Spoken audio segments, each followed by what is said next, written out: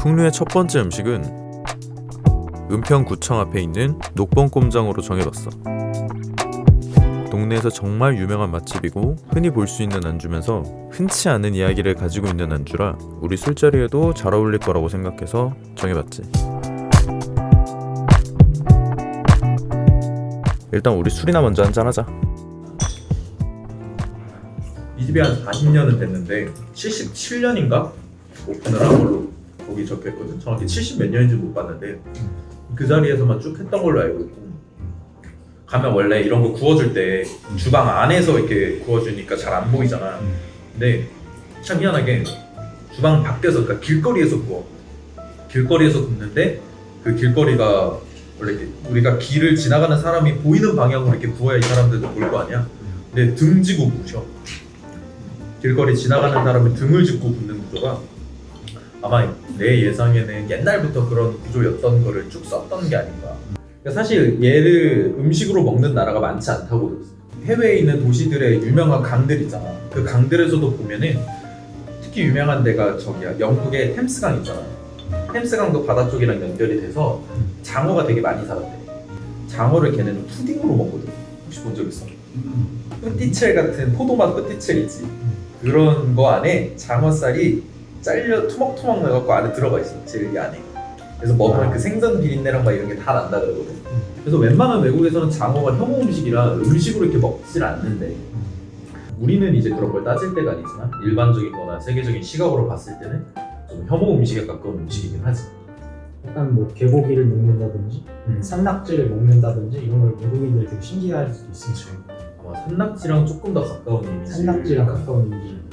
막상 먹어보면 맛있었을 텐데, 아무래도 지금 우리도 만약에 메뚜기 튀김이 먹으면 맛있어. 그렇다고 해서 먹을 거야?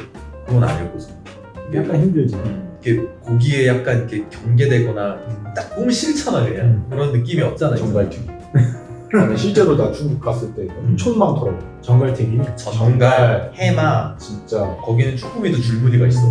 아니 우리도 번데기 먹고 이러니까. 근데 진짜 번데기랑은 너무 다르다. 번데기는 나는 되게 좋아하는 음식 줄 알았는데 번데기도 뭐 물론 혐오하는 사람도 되게 많기도 하지. 근데 중국을 갔을 때는 너는 중국을 비하하는 말은 아니겠지만 번데기 사이즈도 크잖아.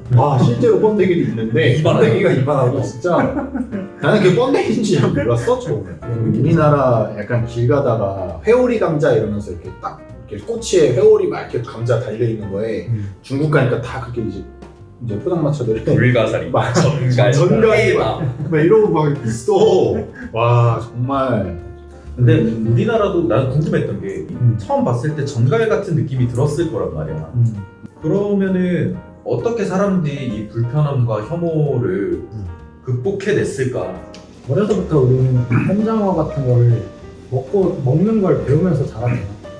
근데 내가 어렸을 때 아직도 기억나는데, 저기 이제 서원흥이라는 유적지가 있는데 그 근처에서 번데기를 팔아. 근데 그 번데기를 태어나서 처음 봤어. 그래서 굉장히 혐오감이 들었는데 이거를 다 맛있게 먹고 있는 거야. 주변에서. 주변에서 다 맛있게 먹고 있으니까 나는 이게 너무 싫고 이걸 왜 먹지 이런 생각이 들었는데, 엄마 아빠도 다 맛있게 먹고 모든 사람들이 다 맛있게 먹고 있어. 그래서 나도 한번 먹어볼까 했는데 진짜 맛있더라고. 그래서 그 이후로는 이제 번데기는 맛있는 음식. 주변 사람들이 다 그러고 있으니까 거부감이 좀 덜해진다. 그치. 그런 저항감도 좀 덜해지고. 그리고 음식 자체가 맛있기도 했고. 모르는 사람이나 외국인이 봤을 때도 약간 거부감이 드는 음식인데, 이게 지금 우리가 너무 즐겨 먹고 좋아하는 음식이고 좀 대중적인 음식이 됐듯이, 우리 지금 주변에 있는 누군가를 뭘 싫어하거나 이렇게 뭔가 거부감이 드는 일들에 대해서 좀 이게 우리 사회에 깊숙이 너무 자연스럽게 침투한 일들이 요새 주변에서 좀 많이 보이는 것 같아요. 촬영일 기준으로 얼마 전에 그 22살 남자 대학생 둘이서 술을 먹고 왔는지 한강에서 술을 먹었는지는 나도 아직까지는 정확히는 모르겠어. 한강변에서 술을 먹고 잠들었다가 새벽 한 4시경쯤 이 친구가 결국에는 실제로 발견이 돼서, 어쨌든 내가 그 기사를 이제 보다가 처음엔 이제 안타까우니까 당연히 술 먹다가 이제 뭐 연락이 잠깐 끊겼을 수도 있고 별탈 없이 돌아왔으면 좋겠다라는 생각으로 그 기사를 좀 유심히 관심 있게 좀 많이 찾아봤었는데, 그렇게 찾아보다 보니까 이제 이거에 대해서 왈가왈부하는 이야기들도 자연스럽게 찾아보게 된단 말이야. 근거 없는 얘기들도 굉장히 많았었어 처음에는. 아직은 조사 중에 있지만 이 영상이 이제 편집되고 나갔을 때는 뭐 결과가 나왔을 수도 있고 하겠지만 지금 현재 시점에서는 이게 타살인지 자살인지 실족사인지에 대한 얘기도 전혀 없는데 그 친구를 마치 범인으로 모는 듯한 얘기들도 있었고 굉장히 생각보다 많은 사람들이 대체 왜 이 시국에 그걸 먹고 거기까지 갔느냐, 술을 먹고 거기까지 갔느냐, 왜 그렇게 밖에서 잘 정도로 술을 많이 먹었느냐에 대한 이야기들도 하더라고요. 정말 안타까운 얘기지만 남녀에 대한 혐오 갈등으로도 빚어지는 것 같더라고요.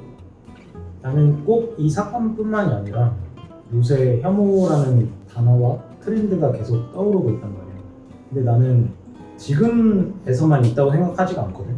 옛날부터 다 있었던 일들인데 지금 와서 이제 인터넷이 발달되고 익명성이 보장되니까 부각되어 보인다고만 생각되는 것 같아. 사회가 발전하고 전보다 몇십 년 전보다 다른 사람들과 소통할 수 있는 기회가 굉장히 많아지고 늘어났는데 그게 늘어나면 늘어날수록 나라는 존재가 다른 누군가에게 특정 누군가에게 밝혀지고 싶지 않은 누군가에게 드러날 수 있는 환경이 너무 쉽게 펼쳐지는 거야. 발전이 되면 될수록 개인의 공간이 점점 더 필요해지는. 그러다 보니까 찾은 게 가장 완벽하게 나는 익명성이라고 생각을 하고 익명성의 잣대에 맞춰서 그렇게 하는 거라고 생각을 해. 만약에 익명이 없었어도 그 사람들이 그렇게까지 얘기를 했을까? 에 대해서는 난 아니라고 봐. 나도 거기에 대해서는 동의하는 거고 그렇게 이제 인터넷에 글을 쓰는 사람들이 분명히 많지는 않을 거라고 생각해. 뭐 댓글들만 봐도 댓글을 쓰는 사람이 얼마나 많을까라는 생각을 내가 하거든. 만약에 100명이 있다고 하면은 그 중에 한 10명 정도 댓글을 사용하지 않을까.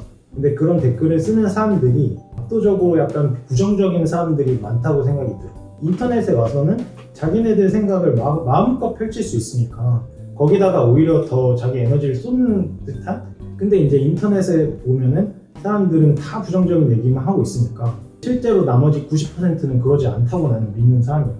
계속해서 인터넷이 발달되니까 그런 부류만 부각되는 게 아닐까. 실제로 키보드 워리어라고 이게 익명성이라는 거랑 같이 연관이 되는 것 같습니다. 평소에 되게 착한 사람들도 키보드만 잡으면 내면의 자아가 이제 누군가에게 공격성을 드러내는 것들이 어쨌든 익명이라는 보호막이 있으니까. 그러니까 이제 남을 깎아내리기가 쉬운 거야. 누군가가 죽었어. 1차원적으로 생각했을 때 죽은 거에 대해서는 다른 제3자 입장에서 봤을 땐 당연히 애도하는 게 맞고 그거에 대해서 이제 조의를 표현하는 게 맞는데 내가 익명이라는 보호막을 치고 있네? 내가 굳이 먼저 이걸 모르는 사람에 대한 내 애도를 표현을 해야 돼? 일단 이 사람은 잘못한 것 같거든. 그럼 내 주장을 펼치고 싶은 거야. 키보드는 가능하니까. 약간 그런 식으로 뭔가 소셜에서 그런 것들이 계속 오갔지 않았을까라는 게 되게 싶어. 그런 사람들이 은근히 많다. 인터넷이나 SNS, 그러니까 누군가 소통할 수 있는 공간이 굉장히 발전하면서 익명성이 대두되고 거기에 따른 부작용일 수도 있는 거잖아, 우리가 지금 얘기하는 것들이. 근데 거기에 맞춰서 이 사람들을 변호하는 건 아니지만 법과 사회제도가 거기까지 빠르게 쫓아가지 못하는 탓도 있는 것 같기는 해. 누가 봐도 잘못된 거고 뭐한 거를 법적으로 확실하게 조치를 하고 처벌을 내려줬으면 굳이 지나가는 사람들이 한마디 툭툭 더 건드려서 저 죽일 놈 나쁜 놈 이렇게 하지 않아도 알아서 법의 철퇴를 받고 본인의 한 행동에 대해서 법적 책임을 충분히 질 수 있는 환경이었다면 쟤 알아서 금방 잡혀가겠지 이러고 말지 않았을까? 좀 이상주의일 수도 있겠지만 그 정도까지 못 쫓아갔기 때문에 우리 주변에서들 강력범죄나 뭐 이런 것들 보다 보면 분명 때려 죽일 인간이고 당장에 내가 저 관계자였다면 나라면 어땠을까 해서 막 분노가 샘솟는 그런 사람들도 분명히 있어. 그런 사람들조차도 우리가 생각했던 법적 책임과는 굉장히 거리가 먼 실제 판결을 받는 경우들이 굉장히 많잖아. 그러다 보면 이게 자기가 생각하는 정의와 다른 거야. 그러다 보니까 법과 사회가 심판하지 못하는 걸 민중들이 나서서, 네티즌들이 나서서 익명성을 방패 삼아 저 사람들을 처단하는 거지. 신상을 밝히고 저 사람들이 정상적인 사회활동을 하지 못하게 하고. 이게 좋은 선례도 분명히 있겠지만 이게 반복되고 하다 보니까 거기에서 오는 추가적인 부작용들도 지금 이런 거랑 좀 연관이 되지 않나. 아까 네가 얘기했던 것처럼 그런 부정적인 시각을 가지고 있는 사람들도 거기서는 정의의 편에 선 한 명의 시민처럼 보일 수도 있는 거지. 그 모 연예인이 얼마 전에 그 유튜브 채널을 촬영을 하다가 성희롱에 관련된 어떤 행위, 언행이라든지 행위 이런 것들을 통해서 그 논란이 돼갖고 그 유튜브 프로그램이 아예 폐지가 된 일이 있었어요. 그 뒤에 어떤 사람이 신고를 해서 이제 경찰 수사까지 받는다고 하고 그 모너 연예인은 아직까지도 이게 TV에 계속 나오고 있는데 이게 개그의 소재로만 받아들여야 하는가 아니면 어느 정도 법적인 문제가 있으니까 그런 거 하는가 그건 이제 뭐 제도적인 문제로 따져야 되는 거겠지만 우리가 이제 바라보는 시각에서 옛날에였으면은 그냥 개그로 받아들이고 편하게 넘길 수 있었던 얘기다. 한쪽에서는 아니다 그래도 잘못된 얘기를 하는 건데 옳지 않은 얘기를 하는 건데 저걸 언제까지 개그로 받고 칠 거냐 웃을 거냐. 어떤 모임에서 어떤 대화를 하든 선이라는 건 항상 존재한다고 생각해요. 우리가 뭐 우스갯소리로 뭐 선 넘네 이렇게 얘기하는 것들도 많지만 실제로 도덕적 윤리에 걸맞는 그런 선들이 있을 거고 법적인 것들도 분명히 돌아갈 거란 말이야. 그 선이 뭐 법적으로도 그다음에 도덕적으로도 윤리적으로도 전혀 문제가 되지 않는 선에서의 대화였다고 쳐. 근데 그런 것들을 넘어서는 것들이 이유가 있냐는 거야. 개그라는 이유로 선을 넘어도 된다? 나는 어떠한 이유에도 그 선은 넘어서는 안 된다라고 하기 때문에 그 선이라고 생각을 하거든. 법이든 도덕적이든 윤리적인 거든 그 부분은 넘어가지 마라 라고 해서 지어놓은 게 리미티드 선일 텐데 요즘 시대가 뭐고 과거 시대가 뭔데 그 선이라는 건 그 선이 뭐 조금이라도 더 나아졌다 라고 해서 실질적으로 그 도덕적인 선이 뭐 이 정도까지는 관용으로 써도 된다 라는 게 뭐 어디에 딱 나와 있는 것들도 아니고 그것들이 쉽게 이렇게 개그로서 넘었다 뭐 친구랑 장난으로써 넘었다 원래 친한 사이니까 넘었다 뭐 이렇게들을 표현을 하는데 그러니까 뭐 연예인이 뭐 그런 발언을 했을 때 아무도 보지 않는 사석에서 그들만의 대화였으면 전혀 문제가 안 돼. 정말 많은 사람들이 보았기 때문에 논란이 됐다라는 이유는 많은 사람들끼리의 보는 거라는 그 자리 자체가 형성이 되면서부터 그 선이라는 거는 자연스럽게 따라온다고 나는 생각해요. 그렇기 때문에 그 선들은 당연히 그 대화 속에서 암묵적인 룰이 되는 거고 그 암묵적인 룰을 그 사람은 넘었기 때문에 이 부분들이 논란이 되고 법적인 처리들이 지금 진행이 되고 있는 거라고 나는 생각합니다. 나 같은 경우에는 우리가 어떤 대화를 할 수 있는지랑 어떤 행동을 할 수 있는지는 다 자유란 말이야. 근데 어떤 행동을 하는 거에 대해서는 우리가 좀 경각심이 좀 있어. 만약에 내가 누굴 때려 이러면 내가 잘못됐다는 걸 알아. 근데 내가 말을 하는 거에 대해서는 경각심이 굉장히 낮은 것 같아. 근데 이게 분명히 성희롱이라는 범죄란 말이야. 근데 내가 그냥 장난으로 이걸 범죄를 저지를 수가 있어. 그럼 상대방이 큰 상처를 입었고 정신적인 타격을 입었기 때문에 이건 큰 범죄인데 거기에 대해서 인지를 잘 못하고 있는 것 같아. 분명히 내가 말을 하는 거에 대한 책임을 져야 된다고 생각을 하는 것 같아. 행동만큼. 우리의 언어나 행동은 자유롭게 선택을 할 수 있지만 그렇지. 거기에는 책임이 무조건 뒤따른다. 내가 어떤 말을 뱉든지 이 말을 뱉음으로써 오는 책임은 내가 다 져야 된다고 생각하는 거야. 근데 지금 내가 생각하기에는 관용으로 내가 이 정도 말해도 사람들이 이해해 주겠지라는 어떻게 보면 그 안전 불감증이랑 뭐 좀 난 비슷한 것 같아. 그래도 나는 혐오가 좀 심해지고 이런 상황이 있는데 그리고 우리가 이제 과도기라고 생각하는 것 같아.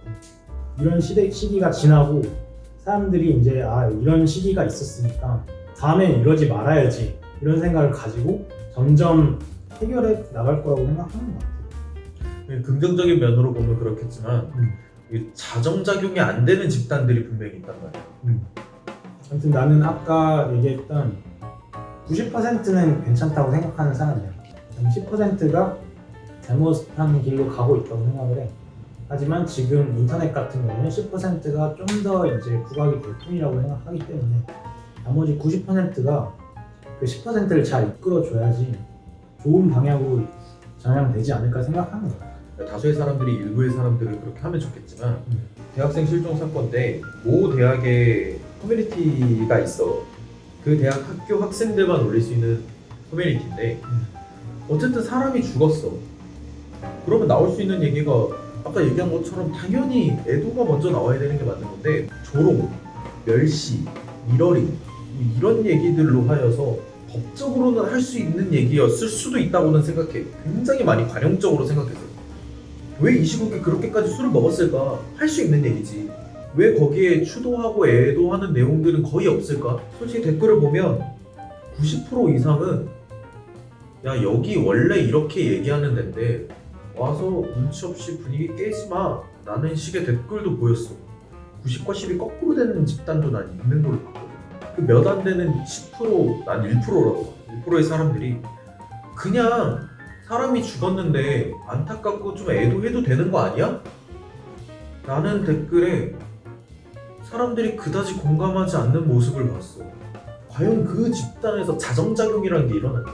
다수의 90%가 야 그래도 이건 아니지 라고 얘기를 했을 때 아, 내가 좀 예민했나? 라는 식으로 의견을 바꿔갈 수 있을까? 나는 거기에 대해서 굉장히 회의적으로 보거든. 어느 순간부터 나는 우리 사회가 좀 관용이라는 것과 굉장히 좀 멀어지잖아. 그래서 물론 잘못된 건 잘못됐다 얘기하고 잘못된 게 있을 때는 법과 사회가 좀 그런 잘못된 거를 바로바로 쫓아갈 수 있게끔 우리가 거기에 관심을 갖는 거는 매우 중요한 일이라고 생각해. 조금은 우리 사회가 좀 관용에 대해서도 생각해 볼 필요가 있지 않을까. 다른 사람을 깎아내리는 것보다는 다른 사람을 이제 높여줄 수 있는 마인드 자체가 제일 먼저 필요로 하는 것 같아. 그러니까 그 전에 나 자신의 자존감도 필요하겠지. 보통 다른 사람들을 깎는 사람들이 보통 보면 나 자신을 이미 먼저 깎고 자존감들이 많이 낮아져 있는 사람들이 대부분이 그렇게 하는 것 같더라고. 자기 자신을 좀 더 사랑했으면 좋겠고 자존심, 자존감 모든 것들을 다 높일 수 있는 그런 마인드들부터 조금 깨워야 될 것 같아.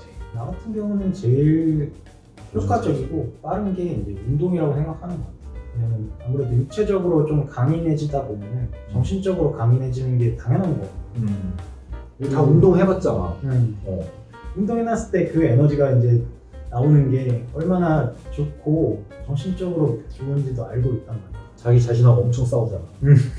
이거 하나만 더, 이거 하나만 더. 나랑 타협하지 계속. 계속 하잖아. 씨 오늘은 하지 말까? 런닝머신이랑 싸우는 게 아니라 내가 하기 싫은 나랑 하고 싶은 해야 되는 나랑 싸우는 거지. 나는 이제 또 멘토를 잘 만나는 거, 사람을 잘 만나는 것도 굉장히 중요하다고 생각하거든요. 어떤 사람을 만나고 어떤 환경에 있는지에 따라서 맞아. 변할 수도 있고 아니면 더 나락으로 갈 수도 있단 말이에요. 그래서 그렇게 사람들을 어떤 사람을 만나는지가 굉장히 중요하다고 생각하는 거지 않을까. 그렇지. 좋은 사람에게서 오는 영향력은 굉장히 크니까. 그렇지. 왜 자존감이 떨어질까부터 생각이 좀 들더라고. 사람은 어쨌든 완벽할 수는 없어. 장점이 있으면 단점도 있는 거고. 그렇지. 이게 타인과 비교하고 내가 모자라다는 거를 점점 스스로 자각하게 되는 시점부터 약간 자존감이 떨어지는 것 같아. 내 개인의 자존감을 높이는 가장 좋은 방법이라고 생각되는 게 나 스스로한테 만족하는 거. 그러려면 나 스스로를 그대로 받아들이고 인정하는 거. 내가 못난 것도 나고 잘난 것도 나야. 그러면 못난 것만 보고 한탄을 하니까 자존감이 낮아지는 거고 잘난 게 묻히는 거. 잘난 게 없는 사람은 없거든. 뭐 하나라도 잘하는 사람이 있어. 재능은 하나씩 다 태어날 때부터 하나씩 갖고 태어나거든. 아무도 보잘것없다고 할 수도 있고 별거 아니라고 할 수 있어도 그 사람의 장점일 수 있는 거고 그리고 그 사람은 그거 하나로 인생이 바뀔 수도 있는 거야. 내가 잘났던 못났던 나 스스로한테 객관적으로 바라보고 그걸 오롯이 딱 받아들이게 되면 내 단점도 극복할 수 있는 방법이 보이고 내 장점을 내가 사랑할 수 있는 인간이 되는 거야. 나를 오롯이 받아들여서 내 장점을 사랑할 수 있는 그 시점부터 내가 주변에서 뿜는 에너지 자체가 좀 달라진다고 생각해. 실제로 나는 그렇게도 생각하는 게 내가 너무나도 선하고 내가 좋은 영향력을 끼칠 수 있는 사람이 되고 있을 때 누군가는 꼭 그러지 않은 사람들도 분명히 존재하잖아. 만약에 그런 사람을 만났을 때 대처하는 것도 좀 필요하다고 생각을 해. 안 좋은 쪽으로도 생각을 해줄 수 있게끔 비판적으로 나에게 도움을 줄 수 있는 사람이라면 모를까. 너무나도 말도 안 되게 비관적이고 내가 한 얘기에 대해서나 아니면 나에게 영향력을 끼칠 때 정말 안 좋은 영향력만 끼칠 수 있는 사람을 만났을 때 그 사람도 이제 쉽게 걸러줄 수 있는 자신의 그런 이제 커팅하는 것들도 좀 필요하다고 봐. 기준선. 기준선이 좀 있어야 된다고 봐. 그러니까 내가 좋은 영향을 끼치고 있는 사람인데 나쁜 영향을 끼치는 사람을 만났어. 근데 그 사람의 말을 내가 좋은 사람이기 때문에 다 들어주고 뭔가 얘를 바꿔볼 수 있을 것 같고 이렇게 하는 것이 아니라 그런 것들 때문에 그 악영향이 나한테도 미칠 것도 생각을 했을 때 잘 커팅해서 듣는 것들도 그런 것들도 좀 필요하다고 봐. 꾸준히 생길 거야. 그런 데에서도 사랑을 받지 못하거나 비관론적으로만 이렇게 생각할 수 없는 환경적으로서의 삶이 있는 사람도 있을 테니까. 나는 거기에 하나 더 얹어서 거기에 맞는 법과 사회 제도도 분명히 같이 쫓아가야 된다고 봐. 정의롭지 않은 판결이나 정의롭지 않은 사회 분위기에 대해서는 정의롭지 않다라고 얘기할 수 있어야 되고 자기 생각이 뚜렷해야 하고 그걸 표출할 수 있는 뭐 민주주의니까 민주주의 사회에 맞게 충분히 관심을 가져야 되지 않을까. 사회적 약자에 대한 혐오나 무차별적인 혐오에 대해서 우리가 스스로 많이 경계를 하고 거기에 대해서 많이 관심을 가지고 목소리를 내면서 해야 되지 않을까. 우리도 이렇게 즐거운 술자리 이렇게 한 잔씩 하면서 각자의 자기의 생각들을 얘기할 수 있는 것처럼 민주주의 사회. 짱이나 해. 짠해. 네. 술 먹고 내정 좋은 거 아니야? 너? 주내가.